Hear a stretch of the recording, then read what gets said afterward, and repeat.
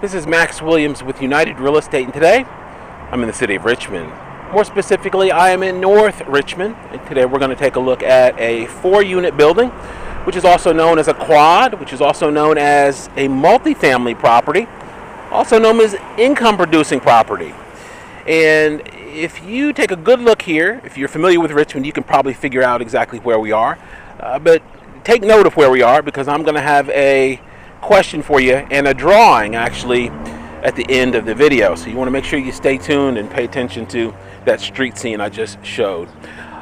I've done about 900 videos, and this is a very unique property for a couple of reasons. Number one, is very unusual for me to cover a multifamily building. I think I may have done maybe one or two here in the past several years. This is a great property if you like to think outside of the box. And when I moved to Richmond back in '93, my first home was a triplex. I bought a triplex because I didn't need a whole lot of space. It was just me, and it's still just me. And I didn't need a full-blown house, but I knew I wanted to have some income as a result of that real estate. I bought a 3-unit building, and 2 of the units were rented out. I, of course, lived in one. And the beautiful thing about it is the lenders will treat that just like a single family home from a financing standpoint. And you may be confused of what that means. Basically what it means is if I went today and tried to buy a 3-unit or 4-unit building or a duplex as an investment property, they're going to hit me up for about 20-25% down payment.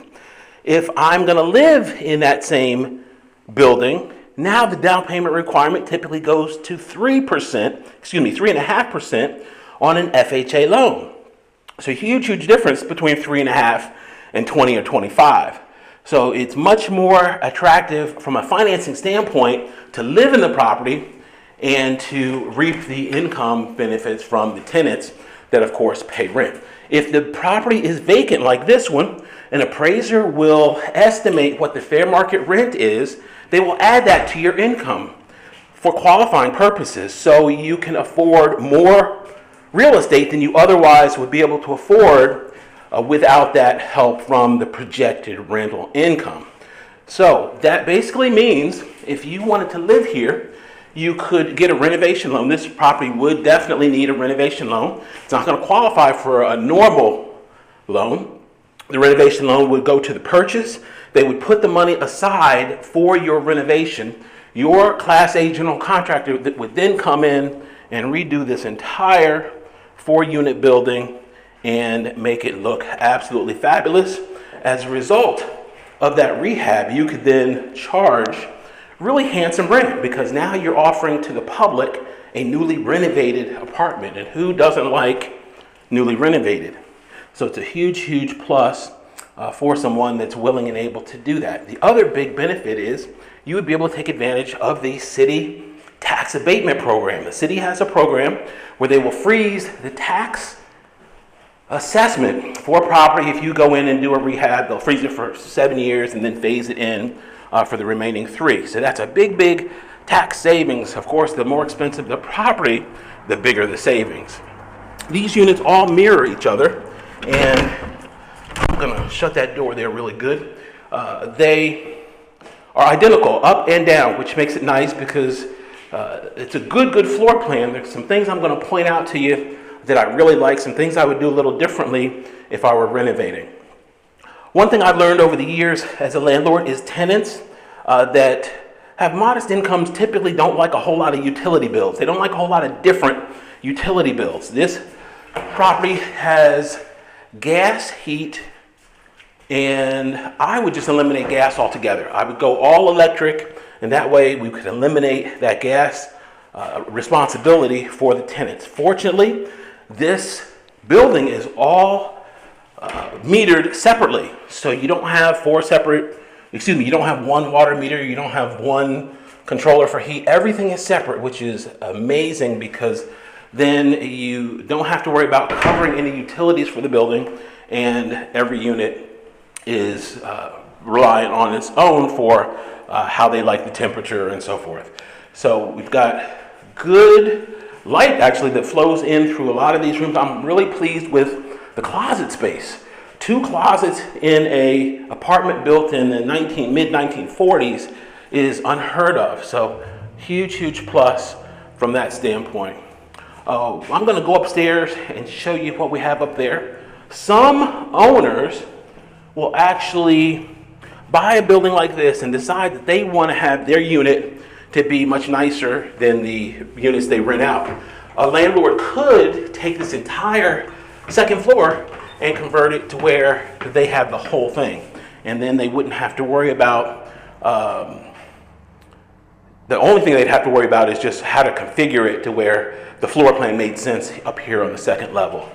So that is a possibility. It's never typically a problem to reduce density.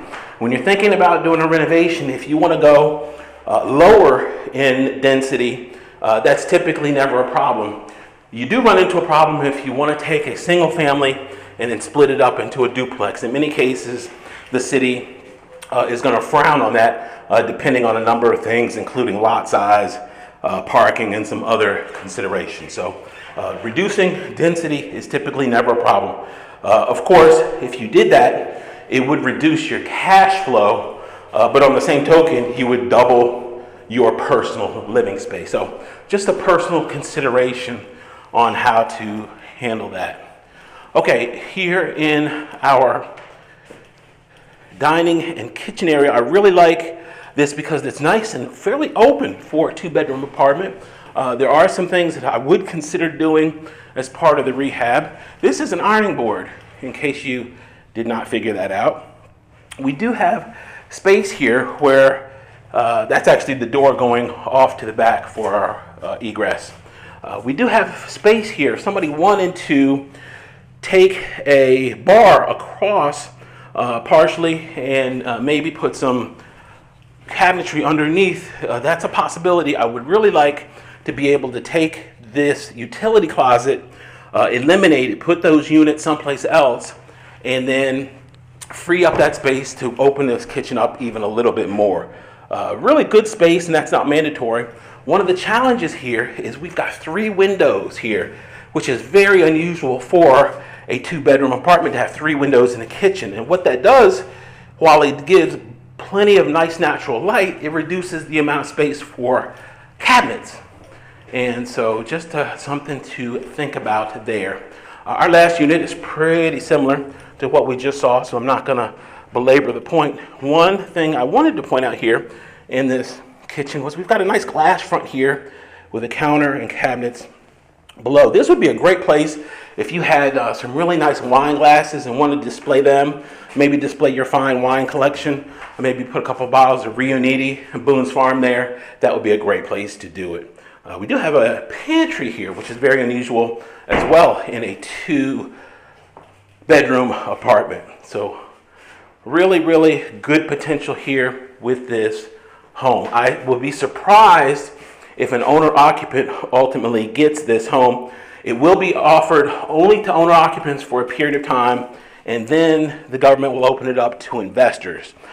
So when it does open up to investors, I would not be surprised if this ends up going for more money than asking price, because we don't really have a whole lot of work. The exterior is brick. The roof looks great. It's a dimensional roof. The windows are replacement windows. So I'd say 97, 98% of the work would actually be here on the interior. These bedrooms are pretty straightforward. I would definitely go with the most durable flooring that I could. Whenever a landlord is considering a rehab, you definitely want to go with a flooring that's durable. Carpet, not always a good choice because sometimes people can be rough on carpet and then it needs to be replaced. You can see there, somebody pulled that up. We've got wood floors here throughout this entire building. So if those wood floors can be salvaged, that's a great way to potentially save some money. Max Williams, 804-402-7788. I do have that giveaway I mentioned. I'm going to add the last 3 digits of my license plate together. That number is going to correlate to the winner. So if the last 3 digits are 2, 1, and 1, that's a total of 4. The fourth, in this example, the 4th person to respond with the proper answer is going to win. And the question is, What street is this? Where am I located? I mentioned to you I'm in Northside. If you're familiar with Richmond, you could probably figure it out pretty easily. Max Williams, 804-402-7788. I can reach on Facebook, under Richmond Area Foreclosures on YouTube, under my name, Max Williams Realtor. Thanks so much for taking the tour. Be sure to comment, like, and subscribe. Be safe, y'all. Have a great day.